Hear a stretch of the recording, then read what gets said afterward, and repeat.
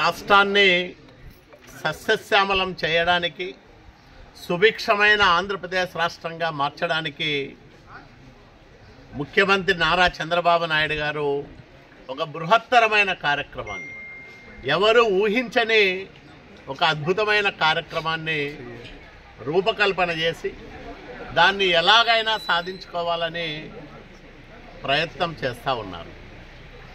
పోలవరాన్ని 2027 డిసెంబర్ నాటికి పూర్తి చేయడంతో పాటు పోలవరం బనకచెర్ల అనుసంధానం చేసి గోదావరి కృష్ణా నదీ జలాలతో ఈ రాష్ట్రాన్ని సుభిక్షంగా మార్చడానికి ఒక గొప్ప ప్రణాళిక, దాదాపు 65,000 కోట్ల రూపాయలు ఖర్చయ్యే బృహత్ ప్రణాళికను రూపకల్పన చేసింది ఆంధ్రప్రదేశ్ రాష్ట్రంలో చంద్రబాబు నాయుడు గారి నాయకత్వంలోని ఎన్డీఏ ప్రభుత్వం.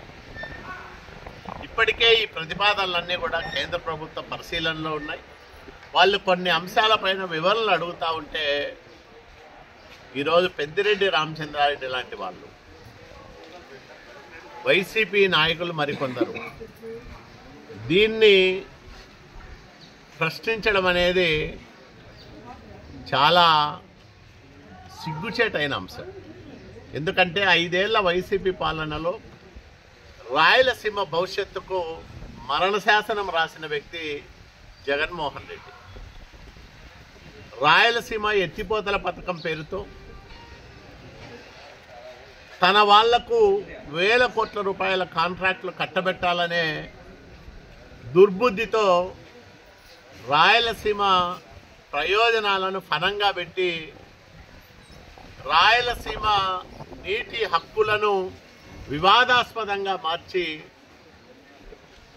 5 సంవత్సరాలు ఈ సీమ భవిష్యత్తుతో ఆటలాడుకున్న దుర్మార్గుడు జగన్మోహన్ రెడ్డి. ఆ జగన్మోహన్ రెడ్డి చేసిన అన్యాయాలకు ప్రత్యక్ష సాక్షిభూతంతో పాటు తన స్వార్థానికి జగన్మోహన్ రెడ్డి అధికారాన్ని వాడుకున్న మొదటి వ్యక్తి రాయలసీమలో ఎవరైనా ఉన్నారంటే అది పెద్దిరెడ్డి రామచంద్రారెడ్డి. అతని సంస్థ కోసం, అతని సంస్థకు అయాచితంగా 1,000 కోట్ల రూపాయల కాంట్రాక్టులు కట్టబెట్టడం కోసం ప్రజాధనాన్ని దుర్వినియోగం చేయడంతో పాటు జాతీయ హరిత ట్రిబ్యునల్లో ఈ రాయలసీమ నీటి హక్కులను వివాదాస్పదం చేసి కోట్ల రూపాయలు పెనాల్టీ వేయించుకున్న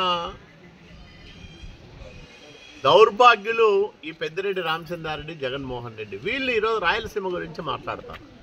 వీళ్ళకి ఏమి హక్కు ఉంది? రాయలసీమను నాశనం చేసిందే వీళ్ళు. రాయలసీమ ప్రయోజనాలను వాళ్ళ స్వార్థం కోసం పణంగా పెట్టిందే వీళ్ళు. రాయలసీమ పేర్లు చెప్పి 100,000 కోట్ల రూపాయల డబ్బులు దండుకునింది వీళ్ళు. ఈరోజు రాయలసీమ గురించి వీళ్ళు మాట్లాడుతూ ఉంటే దయ్యాలు వేదాలు వల్లించినట్లుగా ఉంది. దీన్ని మేము తీవ్రంగా ఖండిస్తూ ఉన్నాం.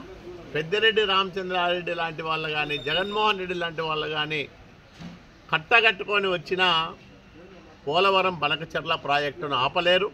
చంద్రబాబు నాయుడు గారికి కేంద్రం వద్ద ఉన్న పలుకుబడితో వల్ల కానీ, ఆయన దూరదృష్టితో కానీ ఈ ప్రాజెక్టు సాధించుకుంటారు. ఆంధ్రప్రదేశ్ రాష్ట్రంలో నలుదిశలా ఎక్కడికి వెళ్ళినా గోదావరి కృష్ణా జలాలతో ఈ నేలను పునీతం చేయబోతూ ఉన్నారు.